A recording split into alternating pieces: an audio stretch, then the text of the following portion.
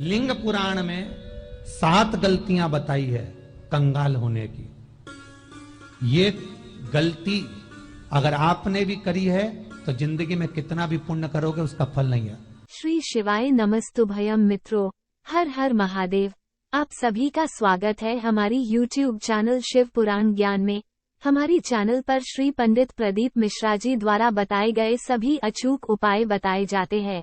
सही जानकारी के लिए हमारी चैनल को अवश्य सब्सक्राइब करें। आज की कथा को लिखकर रखना, शायद तुम्हारी जिंदगी सवर जाए। लिंग पुराण में 7 गलतियां बताई है व्यक्ति को बर्बाद होने की। पहली गलती है, उसमें से अगर आप स्वीकार कर रहे हैं ये गलती तो समझ लो कि गलती आपने करी है। गंगा जल तो बुलवाया टैंकर भरकर, 21,000 बेलपत्र भी समर्पित कर रहे हो। आप मंदिर के अंदर बैठ गए, दर्शन करने वाला आता रहा, किसी को अंदर प्रवेश नहीं दिया। आप गंगा जल चढ़ाते रहे, आप बेलपत्र चढ़ाते रहे, आप स्वयं पूजन करते रहे, और दूसरा व्यक्ति ना जाने किस भाव से, किस रूप में आकर भगवान की सेवा करना चाहता था। पंडित जी ने आपके चक्कर में उसको जल नहीं चढ़ाने दिया, पंडित जी ने आपके चक्कर में उसको बेलपत्र नहीं चढ़ाने दिया। पहली गलती यह हो गई कि भगवान के भक्त को भगवान से दूर कर दिया गया। अब उठा लो श्रीमद् भागवत कथा। 2 देवताओं ने गलती करी थी। एक ब्रह्मा जी ने गलती करी थी कि गाय बछड़ों का हरण कर लिया था। 1 वर्ष होने में 1 दिन था तब ब्रह्मा जी ने गाय बछड़े वापस दिए थे। दूसरी गलती इंद्र ने करी थी, जल वृष्टि करी तब भगवान कृष्ण को गोवर्धन पर्वत उठाना पड़ा। दोनों देवताओं ने गलती करी, पर भगवान कृष्ण ने इंद्र को क्षमा कर दिया पर ब्रह्मा को क्षमा नहीं करा। क्यों नहीं करा? क्योंकि इंद्र को क्षमा इसलिए करा क्योंकि इंद्र ने जब जल वृष्टि करी तो सारे ब्रजवासियों को भगवान के चरणों में लाकर छोड़ दिया। सारे ब्रजवासी गोवर्धन पर्वत के नीचे आकर बैठ गए, भगवान के चरणों में आ गए। और ब्रह्मा ने जो गलती करी वो ऐसी गलती करी कि भगवान से गाय और बछड़ों को दूर कर दिया। जो भगवान से भगत को दूर कर दे उसको शंकर कभी क्षमा नहीं कर सकता। इसलिए बर्बादी का पहला कारण आप भक्त और भगवान में दूरी बना दी। दूसरा कारण, भगवान की जब पूजन कर रहे हो, 21,000 बेलपत्र चढ़ा रहे हो, गंगा का जल चढ़ा रहे हो, चंदन चढ़ा रहे हो, अबीर चढ़ा रहे हो,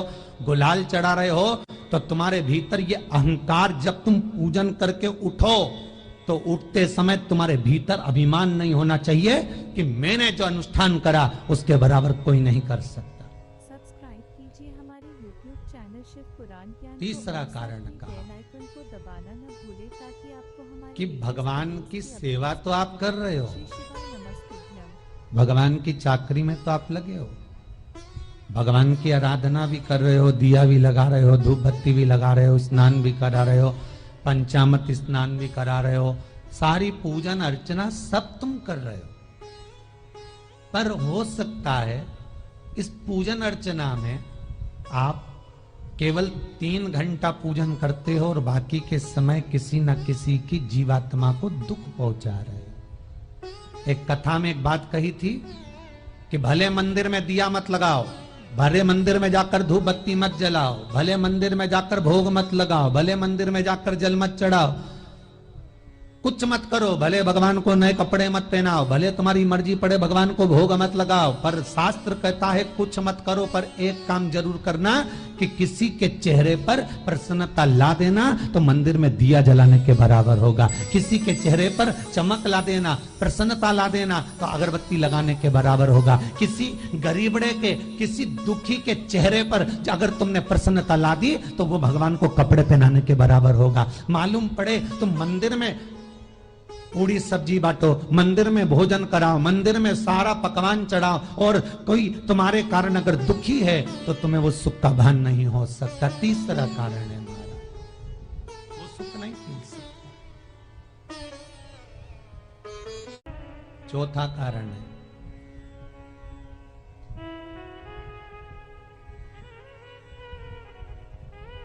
महाराज, जिस मंत्र को पढ़ा जा रहा है, जिस मंत्र का स्मरण किया जा रहा है,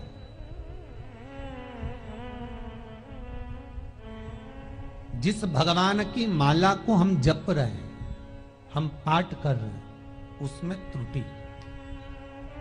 उठा लीजिए दुर्गा सप्तशती। दुर्गा सप्तशती का हिंदी अनुवाद में एक थोड़ा सा दृष्टांत दिया है, आपको मालूम होगा।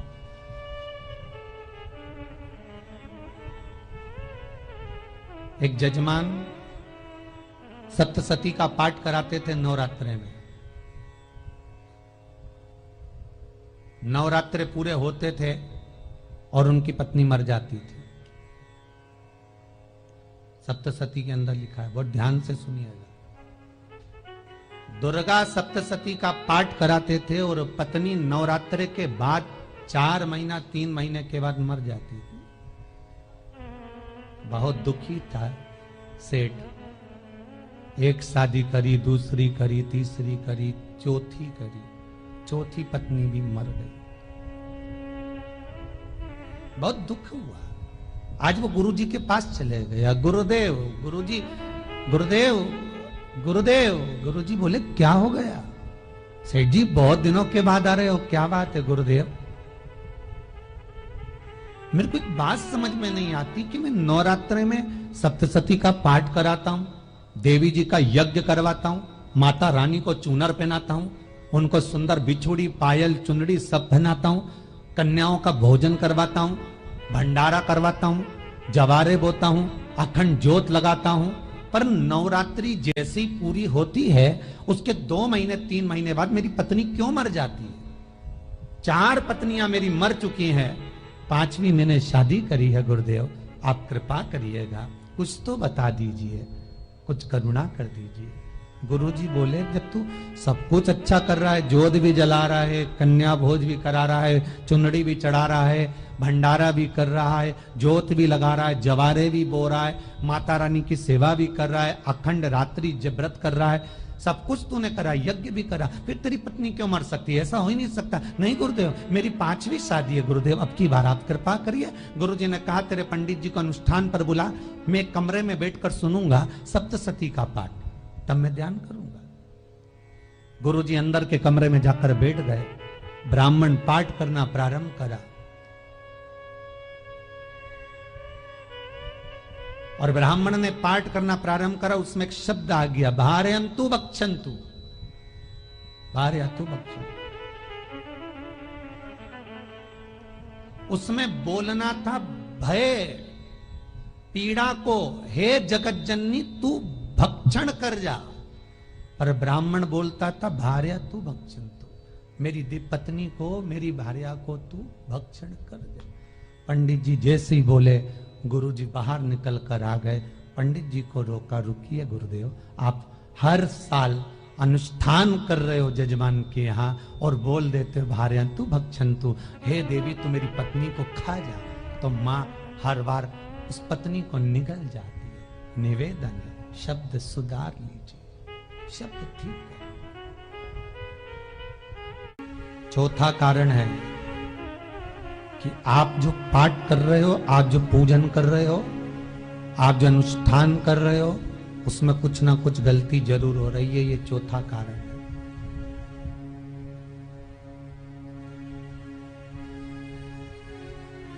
एक बार पूरे घर के लोगों को बिठाओ, अपने घर के लोगों को, मम्मी से पूछना, मम्मी तुम कौन कौन सा पाठ करती हो? एक बार मम्मी से पूछना।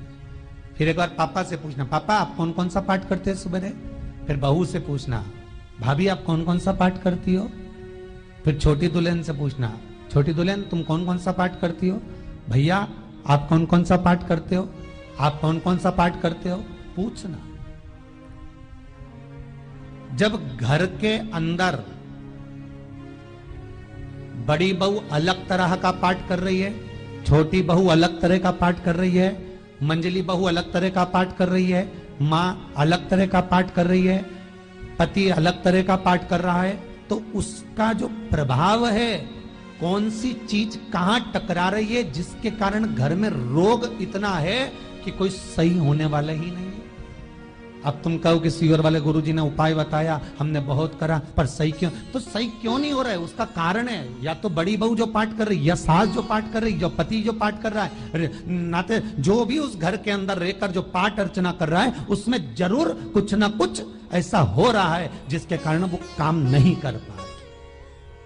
उसमें कुछ ना कुछ गलती हो रही है जिसको तुम समझ नहीं पा रहे, जिसको तुम अपने आप को बहुत विचार करते हो कि मेरे बराबर कोई नहीं कर सकता, मैं शंकर की भगत, मैं राम की भगत, मैं कृष्ण की भगत, मैं जो करती हूं बहुत अच्छा करती हूं, मैंने जो किया बहुत अच्छा करा, पर हो सकता है उसी कारण आपको दुख झेलना पड़ रहा है। महाराज, हमने जो दान किया, हमने जो पुण्य किया, हमने जो सत्कर्म किया, वो किस जगह पर लगा? पांचवा सूत्र,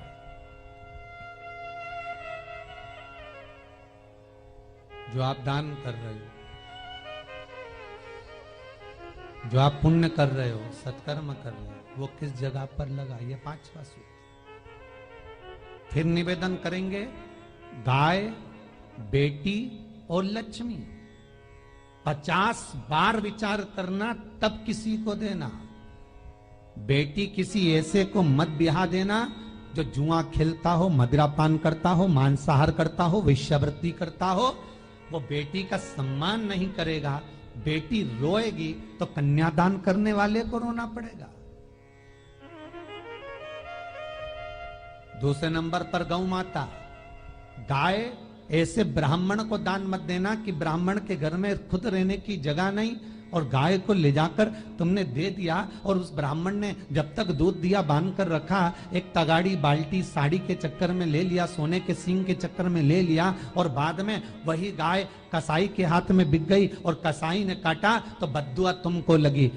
बेटी, गाय और लक्ष्मी, पैसा भी किसी ऐसे भिखारी के कटोरे में मत दान देना कि जिसने ले जाकर मदिरापान में लगा दिया, जुए में लगा दिया, वैश्यावृत्ति में लगा दिया। अगर जिस भिखारी के कटोरे में पैसा दिया उसने शाम को ले जाकर मदिरापान में, जुए में लगा दिया, तो लक्ष्मी रोती है कि तूने मुझे गलत जगह पर दिया है, इसलिए अब तुझे रोना पड़ेगा। तब व्यक्ति को रोना पड़ता है, फिर व्यक्ति रोता है। गाय, बेटी और लक्ष्मी 50 बार विचार करो, क्या सही जगह पर दे रहे हो? और अच्छी जगह पर दोगे तो संपदा भी बढ़ती है, सुख आता है। अगर बेटी सुखी रहेगी तो मायके के लोग सुखी रहेंगे, गौ माता सुखी रहेगी तो संसार सुखी रहेगा। और आपने जो धन दिया, आपने जो पैसा दिया किसी भिखारी के कटोरे में, अगर उसने गलत जगह पर लगाया तो रोना तुमको पड़ेगा।